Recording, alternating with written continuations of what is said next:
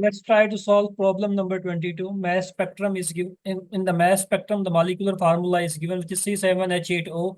So our first target is to find out hydrogen deficiency index. The formula is given 2C plus 2 plus number of nitrogen atom minus hydrogen minus halogen divided by 2. So simply we have to put the value to remain as it is. How many carbon? 7 carbon plus 2.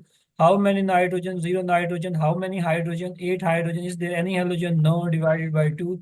So 7 plus 7 times 2, 14 plus 2, 16. 16 minus 8 divided by 2. So 16 minus 8 divided by 16 minus 8 is equal to 8 divided by 2. So you will get the answer 4.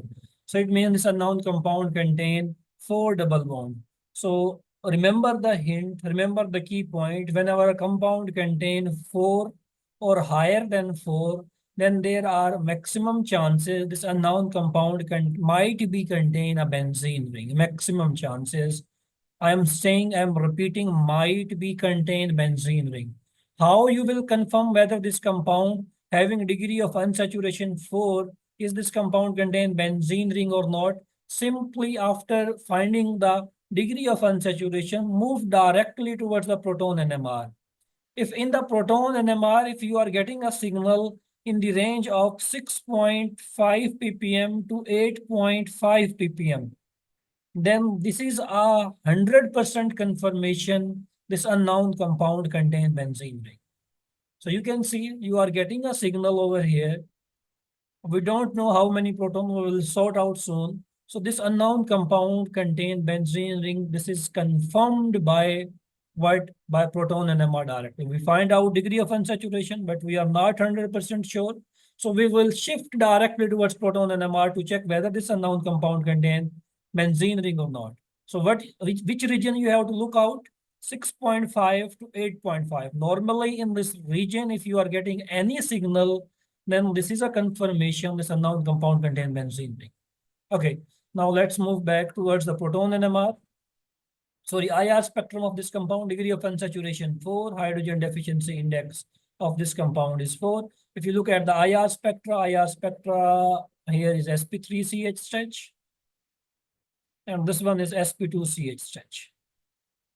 And this signal is round about 1600. This is carbon double bond carbon. Aromatic carbon double bond carbon normally appear in this region.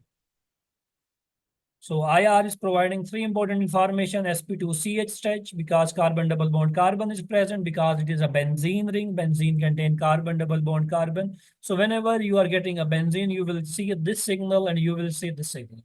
That's 100%. In every spectrum, you will see a signal of carbon double bond carbon and sp2CH stretch that contain a benzene ring. Okay, now let's move towards the carbon 13 NMR of this compound. Carbon 13 NMR depth is showing this unknown compound contain 1, 2, 3, 4 signal. And they might be contain CH or CH3. There is no CH2 in this compound. Okay, now if you look at the proton decoupled spectra, how many signals? 1, 2, 3, 4, 5. 5 signals are present, means 5 different types of carbon are present in this unknown compound. This is explained by carbon 13 NMR. Okay, molecular formula is C7H8O. C7H8O is the molecular formula of this unknown compound. Means the compound contains 8 hydrogen. Okay, if you see the integration, this gap and this gap, they are exactly same. Means if this is a signal of 3 hydrogen, this would also be a signal of 3 hydrogen. And this signal is little bit lower. This integration is little bit lower. If this is a 3, this should be 2 proton signal. So we have total 8 hydrogen, 3 plus 3, 6 plus 2, 8. Okay, now the key point is that there are only 3 protons outside the benzene ring. And we are getting 3 proton singlet. 3 proton singlet. Okay.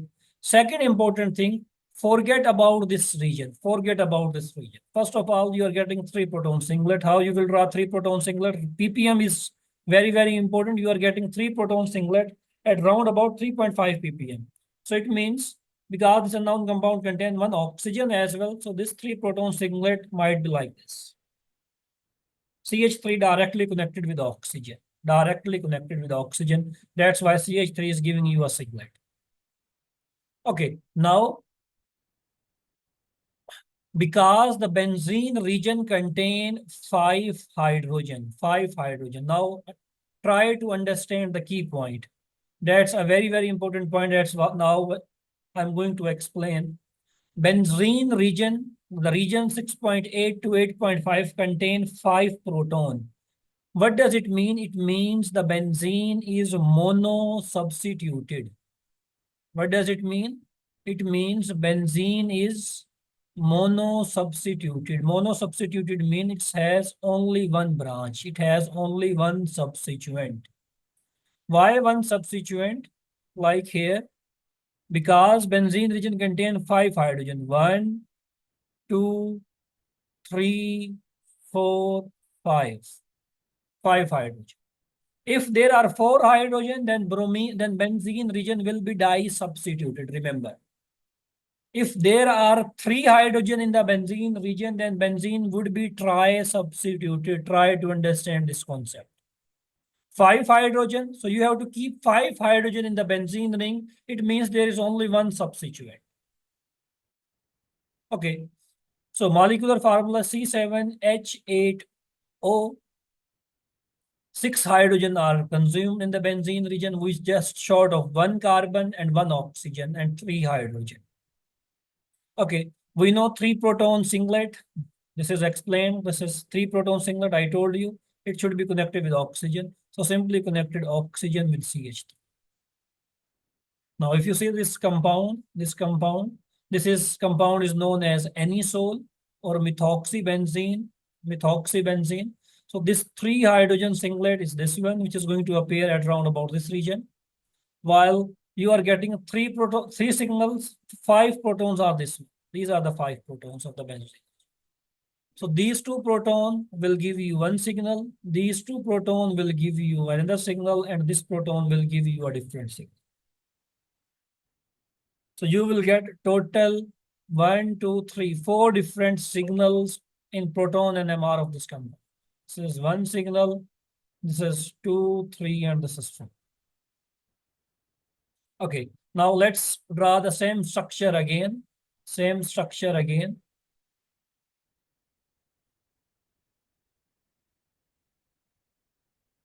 And we have to write the value again. Okay, now CH3, this signal is this one, 40, 50, 55. This is 55 ppm roundabout.